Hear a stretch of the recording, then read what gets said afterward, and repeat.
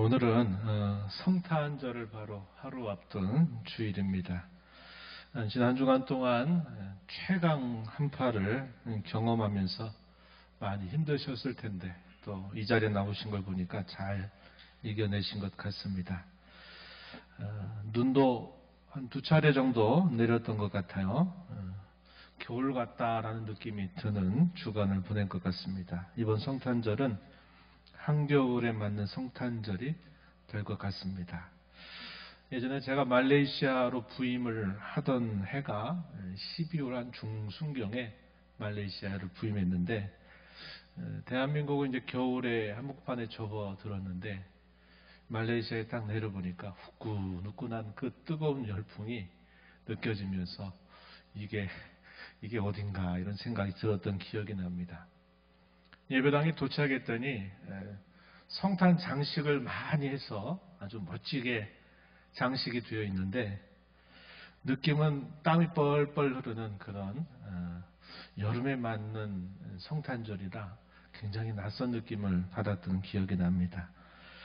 우리나라도 모처럼 눈이 내리는 주일, 또 눈이 내리는 성탄절을 맞는 것 같아서 또 기분이 좀 다른 느낌을 갖기도 합니다. 오늘도 복된 이 시간 주 앞에 잘 오셨습니다. 우리 하나님께서 은혜와 평강으로 여러분의 심령 속을 가득히 채워주시는 시간이 되기를 기원합니다.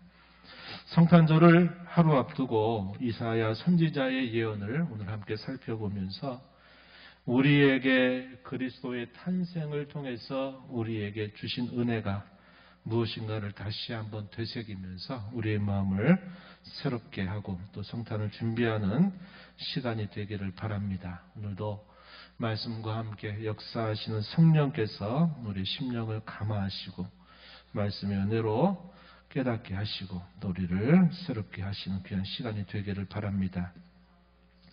이사야 선지자는 예수님 오시기 전 약 740년경 유다의 역사에서는 이제 말기로 접어드는 즈음의 선지자로 부름을 받았습니다. 당시의 북이스라엘 나라는 계속적으로 패망의 수렁 속으로 빠져들고 있었습니다. 유다는 북이스라엘에 비해서 그 진행의 속도는 늦지만 북이스라엘의 길을 따라가고 있었습니다. 하나님 백성들의 역사관은 일반 역사와는 다르게 하나님을 중심으로 가까운가 먼가에 따라서 그 나라의 흥망성쇠가 결정되는 것을 보여줍니다. 당시 유다 나라는 종교에 있어서는 말씀의 귀를 기울이지 않고 오랜 시간 반복되었던 그들의 종교적인 습관이 하나의 형식주의에 빠져들게 하는 반면에 우상의 숭배에 대한 그들의 태도는 더욱더 깊이 빠져들고 있었던 때였습니다.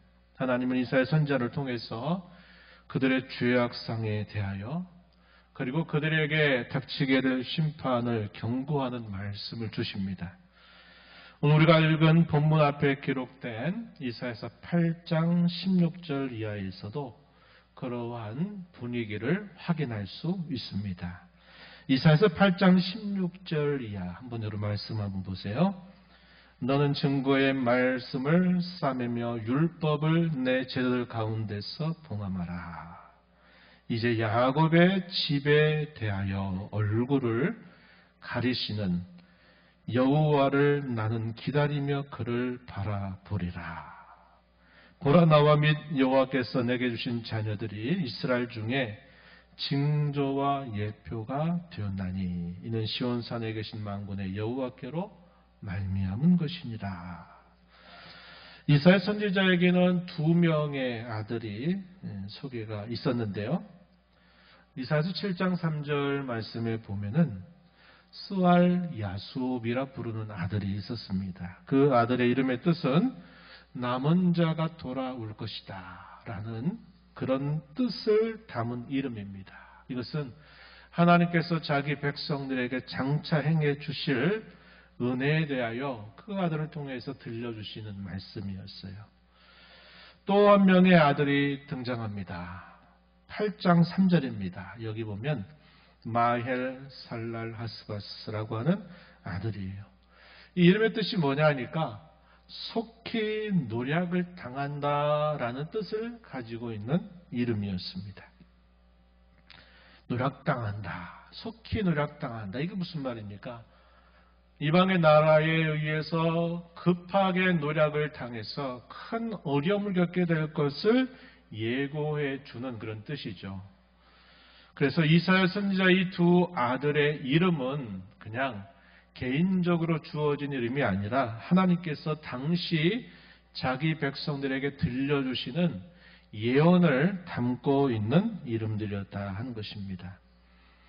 이들 두 아들은 하나님께서 장차 자기 백성들에게 행하실 예언을 전해주고 있었는데 여기 본문 우리가 읽었던 말씀에 보니까 증거의 말씀을 쌓아매고 율법을 봉안한다 이렇게 표현한 말, 또 야곱의 집에 대해서 여호와께서 얼굴을 가리신다라는 이런 표현은 그들에 대한 심판을 뜻하고 있는 표현이다 하는 것입니다. 또한 여기 8장 20절 하반절 이하에 또 보면 이렇게 소개가 되고 있습니다. 그들이 정령 아침빛을 보지 못하고 이 땅으로 헤매며 곤고하며 굶주릴 것이라. 그가 굶주릴 때 격분하여 자기의 왕과 자기 하나님을 저주할 것이며 위를 쳐다보거나 땅을 굽어보아도 환난과 흑암과 고통의 흑암뿐이리니 그들이 심한 흑암 가운데로 쫓겨들어 가리라. 율법과 증거의 말씀을 따르지 않으므로 그들에게 닥칠 일에 대해서 정녕 아침빛을 보지 못한다. 굶주리고 공고하게 될 것이다. 환난과 흑암과 고통의 흑암뿐이다. 이런 말씀을 들려주신 것입니다. 이런 말씀은 특정한 그 시대만의 문제는 아닙니다. 그것은 사실상 그리스도 밖에 사는 모든 시대, 모든 사람에게도 마찬가지입니다. 짙은 영적 어둠과 무지, 그로 인한 영적인 고통이 큼에도 불구하고 그것을 느끼지 못하고 사는 게 모든 시대, 모든 사람에게 해당이 되는 것이죠. 다만 그것이 물리적이고 혹은 육체적으로 고통이 수반되지 않을 뿐이다 하는 것입니다. 사람들은 물리적으로나 육체적으로 어떤 고통이 수반이 되면 그게 정말 고통이구나 하는 것을 느끼지만 영적인 일에 있어서 그러한 것이 있다 할 때는 이거에 대해서는 무감각한 그런 반응을 보이고 있다는 겁니다. 그래서 성경은 이러한 사실들을 단순히 한 시대의 문제로 국한하지 않고 모든 시대를 향해서 말하고 있다 하는 것입니다. 오늘 우리가 읽은 본문 말씀 9장 1절과 2절 말씀은 바로 그러한 배경 속에서 주어지는 예언입니다. 본문 1절 말씀을 한번 보십시오. 1절 말씀에 보면 전에 고통받던 자들에게는 흑암이 없으리로다. 옛적에는 여호와께서 스불론 땅과 납달리 땅이 멸시를 당하게 하셨더니 후에는 해변길과 요단 저쪽 이방의 갈릴리를 영화롭게 하셨느니라. 이렇게 표현되어 있습니다. 여기 스불론 땅과 납달리 땅이 제시되고 있죠. 이 스불론과 납달리는 갈릴리 바다를 중심으로 해서 북쪽 경계 그리고 요단강 서쪽에 위치하고 있는 땅입니다. 아수르 나라가 침공해 올 때 가장 먼저 이 지역을 공격하게 될 만한 장소다 하는 것입니다. 그래서 이 스불론과 납달리는 그 이방 나라의 침략의 1차 공격 대상이 되는 일로 인해서 그들에게 닥치게 될 고통을 예감하게 해주는 그런 지명이 되는 것입니다. 결국 이스라엘 전체가 짙은 어둠 속에 빠지게 된다라는 것을 이 지역을 통해서 알려주고 있는 것입니다. 그런데 이러한 지역이 장차 영화롭게 될 것이다 라고 이렇게 예언을 하고 있는 것이죠. 그 땅이 흑암에서 벗어나 영화롭게 된다라는 말을 통해서 선지자는 좀 더 일반적으로 이 의미를 확대해서 말해주고 있습니다. 2절을 한번 보십시오. 2절. 흑암에 행하던 백성이 큰 빛을 보고 사망의 그늘진 땅에 거주하던 자에게 빛이 비치도다 이렇게 말합니다.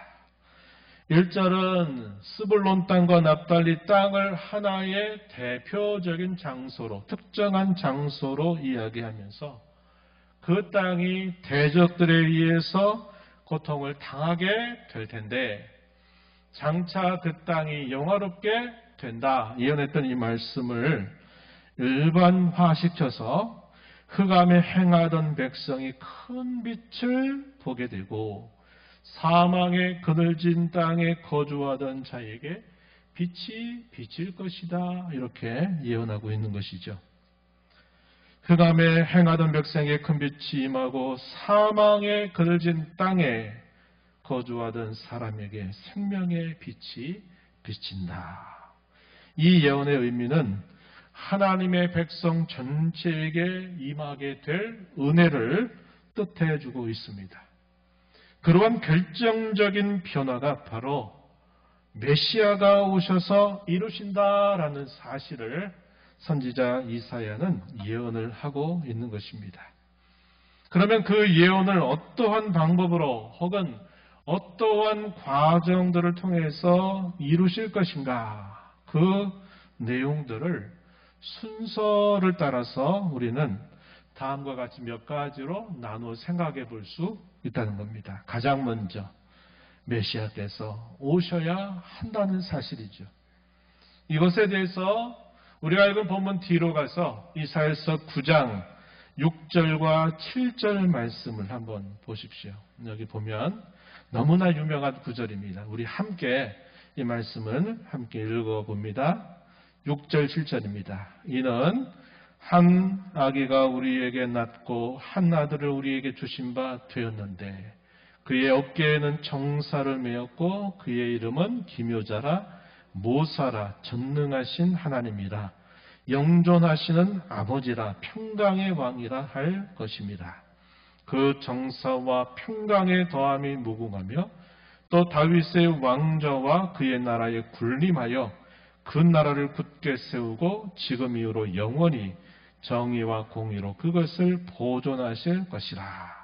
만군의 여호와의 열심히 이를 이루시리라. 아멘. 너무나 유명한 구절입니다. 하나님께서 한 아기를 보내신다 이렇게 말씀하셔요. 그런데 그 아기는 보통 아이가 아니라 그 어깨에 정사를 메어 있다. 이 말은 다스릴 권세를 가지고 있는 아기다 하는 뜻이죠. 그 이름을 두고는 기묘자라 모사라 전능하신 하나님이라 영존하시는 아버지 평강의 왕이라 불리게 될 것이다. 분명히 한 아기로 사람으로 이 땅에 보냄을 받을 텐데 그의 정체가 무엇인가 했더니 바로 하나님 자신이다. 이렇게 불리는 분이다 하는 것입니다. 그가 군림에서 나라를 굳게 세워서 영원히 그 나라를 정의와 공의로 보존하실 것인데 그것을 만군의 여호와의 열심히 그것을 이룰 것이다. 이렇게 예언하고 있는 말씀이죠. 바로 그러한 메시아를 하나님께서 보내시겠다 이렇게 말씀을 하셨습니다. 그리고 난 다음 그 예언에 따라서 약 700여 년이 지납니다. 그리고 나서 마침내 메시아께서 탄생하셨습니다. 우리가 성탄절 하루 앞두고 우리는 이 점을 주목하게 되지요. 이에 대해서 자세하게 알려주는 성경 구절 하나 소개하면 누가복음 2장 4절 이하에 이에 대한 분명한 소개가 나타납니다. 누가복음 2장 4절 말씀에 보면은 이렇게 기록합니다. 요셉도 다윗의 집 족속이므로 갈릴리 나사렛 동네에서 유대를 향하여 베들레헴이라 하는 다윗의 동네로 그 약혼한 마리아와 함께 호적하러 올라가니 마리아가 이미 잉태하였더라. 6절에 거기 있을 그때 해산할 날이 차서 첫 아들을 낳아 강보로 싸서 구유에 누웠으니 이는 여관에 있을 곳이 없음이러라. 우리가 늘 성탄절이 되면 늘 이 구절을 떠올리게 될 만큼 우리에게 잘 알려져 있는 구절이죠.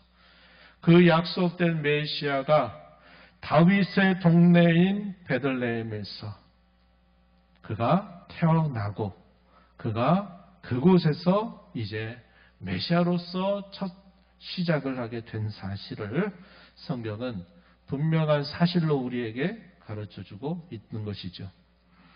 이 땅에 탄생하신 메시아는 그가 행하시는 일로 그런 놀라운 변화를 이루셔야 했습니다. 사도 마태는 예수님께서 갈릴리 지역, 곧 스불론과 납달리 지경 해변에 있는 가버나움에서 처음 천국 복음을 전파하실 때 이러한 공생애를 시작하신 것을 두고서 이사야 선지자가 예언했던 오늘 이 본문의 말씀이 바로 성취된 사실임을 잘 밝혀주고 있습니다. 마태복음 4장 12절 13절 말씀을 보시면 이렇게 사도 마태가 소개합니다. 예수께서 요한이 잡혔음을 들으시고 갈릴리로 물러가셨다가 나사렛, 그가 자라나신 동네죠. 나사렛을 떠나 스불론과 납달리 지경 해변에 있는 가버나움에 가서 사셨다. 이것은 옛적의 선지자 이사야로 예언했던 오늘 우리가 읽은 본문 9장 1절과 2절 말씀이 응한 사실이다라고 사도 마태는 소개를 해줍니다. 그러면서 비로소 예수님께서 이제 천국 복음을 전파하시기를 회개하라, 천국이 가까이 왔다라는 말씀을 하시면서 이 공생의 3년을 시작하시는 일을 우리가 알게 되는 겁니다. 마지막으로 메시아가 오셔서 하실 일의 결과로 인하여 마치 그 흑암에 앉은 백성이, 사망의 그늘진 땅에 거주하는 그 백성이 이제 구원을 받아 생명에 이르게 되리라고 하는 이것을 분명히 설명해주고 있다 하는 겁니다. 그 메시아께서 행하신 일의 결과로 오늘 본문의 말씀처럼 이루어질 것이다. 이렇게 했는데 우리가 읽은 본문 3절로부터 5절 말씀을 우리가 또 한번 살펴보게 되면 이렇게 예언을 덧붙여 줍니다. 주께서 이 나라를 창성하게 하시며 그 즐거움을 더하게 하셨으므로 추수하는 즐거움과 탈취물을 나눌 때 즐거움같이 그들이 주 앞에서 즐거워하오니 이는 그들이 무겁게 맨 멍에와 그들의 어깨의 채찍과 그 압제자의 막대기를 주께서 꺾으시되 미디안의 날과 같이 하셨음이니이다. 5절에 보면 어지러이 싸우는 군인들의 신과 피 묻은 겉옷이 불에 섭같이 살라질 것이다. 이렇게 예언해 주고 있습니다. 이 말씀을 요약하면 모든 대적들의 압제, 여기 표현된 본문들을 보면 무겁게 맨 멍에 어깨에 들여진 채찍, 압제자의 막대기 이렇게 표현됐거든요. 모든 대적들의 압제로부터 승리하게 하시고 나라를 창성하게 하고 번영하게 하심으로써 그 흑암에 앉은 그 땅이 영화롭게 될 것이다. 이렇게 예언해주고 있다 하는 것입니다. 우리가 지금까지 살펴본 이 예언은 어느 특정한 시대나 어느 특정한 지역에 혹은 어느 특정한 사람에게만이 아니라 모든 시대, 모든 곳, 모든 사람에게 베푸실 은혜를 깨우쳐 주는 말씀입니다. 이러한 일은 곧 메시아로 오신 예수님을 통해서 이루어지는 놀라운 일인 것입니다. 그런 은혜가 오늘 저와 여러분에게 임한 것입니다. 우리 주님의 탄생으로부터 시작해서 그분이 행하신 모든 일들과 그 일의 결과로 우리에게 주어진 놀라운 선물인 것입니다. 우리 주님께서 가져다 주시는 그분의 은혜를 정리해보면 좋을 것 같아요. 그게 두 가지 정도로 이렇게 정리를 해보고 싶어요. 우리에게 구원이 있다고 하는 사실, 그리고 우리가 그분의 나라에 속하게 되어서 그의 나라의 백성이 되었다고 하는 것입니다. 그분이 우리에게 찾아오셔서 우리에게 가져다 주신 은혜, 우리가 구원을 받은 백성이 되었다. 구원을 받아서 우리가 그 나라에 속한 백성이 되었다 하는 사실이죠. 이것을 사도행전 26장 18절 그리고 골로새서 1장 13절 이하에서는 이렇게 표현해 줍니다. 한번 성경을 한번 보세요. 보시면 사도행전 26장 18절 이렇게 말합니다. 그 눈을 뜨게 하여 어둠에서 빛으로 사탄의 권세에서 하나님께로 돌아오게 하고 죄사함과 나를 믿어 거룩하게 된 무리 가운데서 기업을 얻게 하리라 하더이다.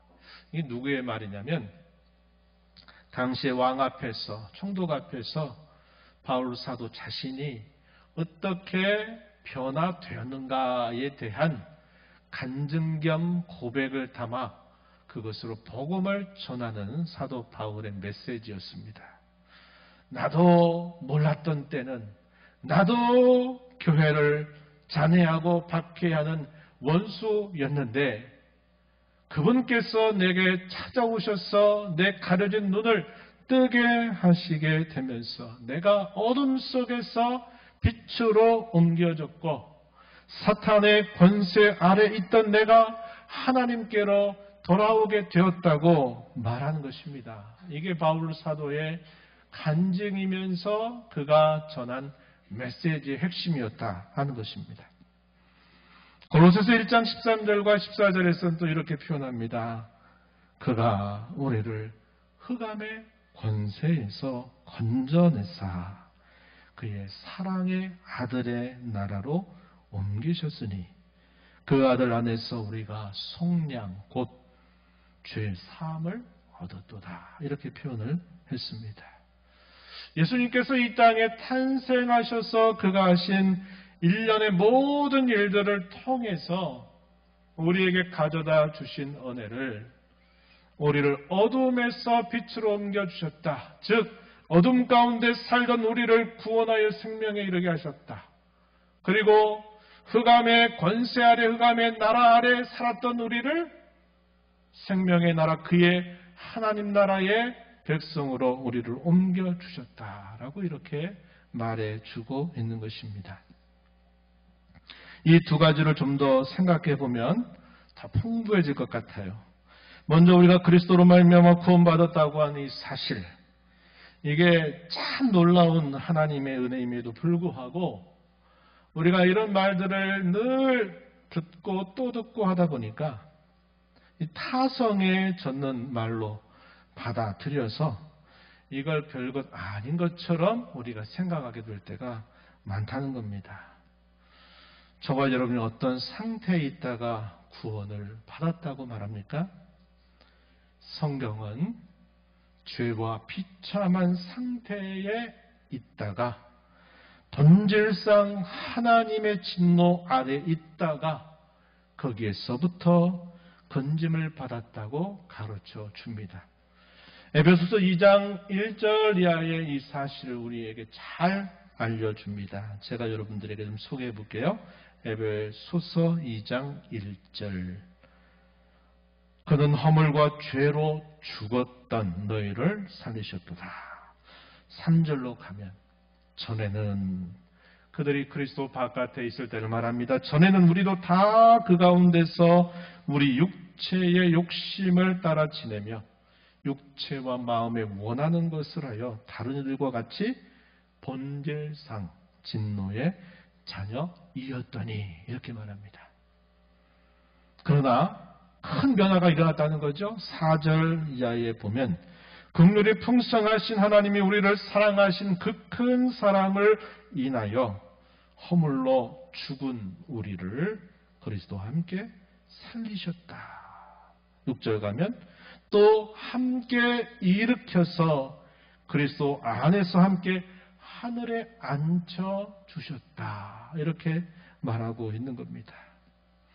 자기의 과거가 어떠한 상태에 있었는지를 생각지 않으면 내가 그 상태로부터 건짐을 받아서 구원받았다고 하는 사실이 그냥 그런 이야기처럼 우리가 생각할 수 있게 되는 거죠.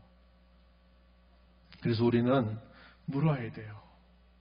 내가 어디에 살았었던 나였는가 하는 것을 묻고 거기로부터 내가 그리스도의 은혜로 말미암아 내가 구원을 받고 내가 옮겨졌다고 하는 사실들을 우리가 늘 점검하는 자세를 가져야 한다 하는 겁니다. 또한 구원받는 우리와 주의 관계에 대해서 성경은 무엇이라고 우리에게 가르쳐 줍니까? 죄의 종노릇 하던 우리를 더 이상 죄가 주관하지 못하게 한다고 성경은 우리에게 가르쳐 주고 있습니다.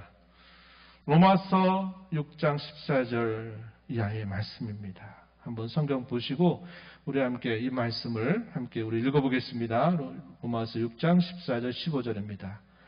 죄가 너희를 주장하지 못하리니 이는 너희가 법 아래에 있지 아니하고 은혜 아래에 있음이라. 그런즉 어찌하리요? 우리가 법 아래에 있지 아니하고 은혜 아래에 있으니 죄를 지으리요? 그럴 수 없느니라. 아멘. 이 말씀이 우리에게 뭘 가르쳐 줍니까? 죄가 더 이상 너희를 주관하지 못한다라고 우리에게 말씀하고 있다는 겁니다. 왜냐? 우리는 그분의 은혜 아래 있기 때문이다라고 말하는 거예요. 더 나아가서 뭐라고 말합니까? 우리는 죄를 짓고 살 수 없는 사람이 되었다라고 우리에게 가르쳐 주고 있는 것입니다. 우리가 죄를 지으면 하나님이 우리에게 어떤 마음을 주셔요? 죄 짓고 편안하게 우리가 편안 누리면서 살 수 있도록 내버려 두시지 않아요. 왜 그러합니까? 죄가 우리를 계속 주관하게 되면 우리 어디까지 끌고 가느냐? 사망의 문턱, 지옥의 문턱까지 우리를 끌고 가기 때문에 우리 성도에게 범죄한 사실들을 하나님이 그대로 숨기고 가리도록 내버려 두지를 않으시는 겁니다. 죄가 우리를 온전히 주장해서 죄의 결과인 사망에 이르게까지 우리를 두지 않으신다는 거예요.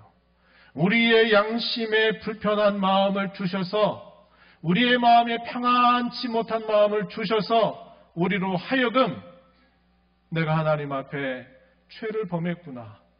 이것이 하나님을 슬프게 하는 것이로구나.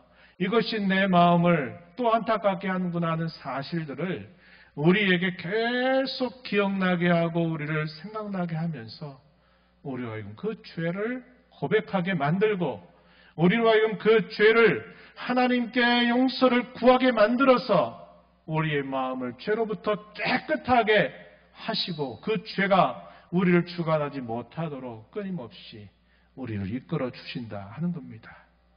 구원받은 사람에게 주어지는 동일한 복이에요. 그런데 우리가 이러한 일에 무뎌지지 않아야 한다는 거예요. 무뎌지지 않도록 해야 돼요. 죄 아래 있으면서도 그게 아무것도 아닌 것인 양 그렇게 계속 짓누르는 삶을 살아서는 안 된다는 거예요. 우리는 죄가 우리를 주장할 수 없는 사람으로 만들어 주신 것만큼 우리는 그 죄의 지배 아래서 속히 벗어나고 더 나아가서는 그 죄를 다스릴 줄 아는 그러한 사람이 되어야 한다고 가르쳐 주고 있는 것입니다. 다음으로 구원받은 우리는 소속이 옮겨져서 하나님 나라의 백성이 되었다고 가르쳐 주고 있습니다. 다시 말하면 우리의 영적인 국적이 사탄의 나라, 사탄의 권세에서 이제는 하나님의 나라, 하나님의 권세 아래로 옮겨졌다고 하는 것입니다. 이에 대하여 성경 한 곳을 더 소개하면 베드로전서 2장 10절 말씀입니다. 한번 보세요. 너희가 전에는 백성이 아니더니 이제는 하나님의 백성이요. 전에는 긍휼을 얻지 못하였더니 이제는 긍휼을 얻은 자니라. 이렇게 말씀하고 있습니다. 이 모든 일들, 우리가 구원을 받았다고 하는 사실, 우리의 영적인 국적이 사탄의 권세와 그의 나래 안에서 불종하며 살았던 우리가 이제 우리의 국적이 옮겨져서 하나님의 나라, 하나님의 권세 아래서 살게 하시는 이 모든 은혜가 메시아이신 우리 예수님께서 이 땅에 오심으로 말미암아, 오셔서 그분이 하신 일로 말미암아, 그분이 하신 일의 결과로 말미암아 우리에게 이루어진 것이라는 겁니다. 이것이 오늘 우리가 살핀 이사야서 9장 1절과 2절에서 예언했던 그 일이 우리에게 이렇게 하나님의 은혜로 임했다는 것을 우리는 확인한 것입니다. 성탄의 은혜와 기적이 바로 이것임을 우리는 다시 기억해야 하겠습니다. 그리스도의 성탄을 다시 되새기면서 우리 마음가짐을 이렇게 정돈하기를 전 여러분들에게 권면합니다. 세 가지로 권면합니다. 첫 번째는 확신입니다. 확신. 예수님의 탄생은 그가 성천하시기까지 모든 사역의 시작이면서 그 모든 사역을 다 이루시는 일에 대한 보증이라고 하는 것입니다. 그리고 그 이루신 일의 결과가 반드시 우리에게 주어진다고 하는 이 확신을 갖자고 하는 것입니다. 이 모든 일의 결과가 어떠한 상황 속에서도 내가 불행해 보이든 행복하든 내가 역경이든 내가 순경이든 내 삶의 상황과 현실이 어떠하다 하더라도 우리에게 약속하신 주께서 이루신 일의 이 모든 결과가 우리에게 반드시 주어진다고 하는 확신을 가지고 우리의 인생길을 걸어가자고 하는 것입니다. 두 번째는 감사와 기쁨입니다. 흑암과 사망의 권세 아래 살았던 저와 여러분의 과거와 구원을 받아서 하나님 나라의 국적이 옮겨져서 그의 나라의 백성으로 산다고 하는 이 일은 우리에게 마땅히 감사를, 또 우리에게 마땅히 말할 수 없는 기쁨을 우리에게 준다고 하는 사실입니다.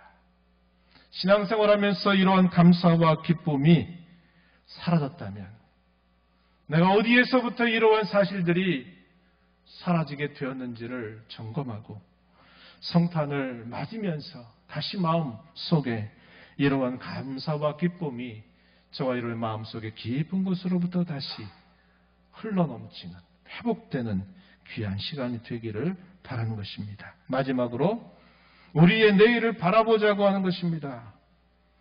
온전히 이루어질 구원 완성의 그날, 하나님 나라의 영광, 그 나라를 바라보면서 사탄의 세력과 권세로부터 벗어나서 죄가 우리를 더 이상 주장하지 못하게 하고 그 죄를 다스리면서 아직도 우리가 살고 있는 이 하나님의 나라의 이 구원에 이르지 못한 많은 사람들을 우리 생명의 주님께로 인도하는 저와 여러분이 되자고 하는 것입니다. 성탄절은 이미 2000년 전에 우리 가운데 이루어진 일입니다. 그것은 온 세상의 역사에 있어서 가장 찬란하게 빛나는 순간이었습니다. 그 순간은 그 이전의 모든 역사뿐만 아니라 그 이후의 모든 역사, 오늘을 살고 있는 저와 여러분의 역사 속에서도 생명의 빛으로 지금도 밝히 비추어 주고 있다고 하는 것입니다. 또다시 맞는 이 성탄절, 저와 여러분 모두에게, 이 온 세상 사람들에게 이 성탄의 밝은 빛이 다시 반짝반짝 빛나게 되는 귀한 은혜가 있기를 진심으로 축원합니다.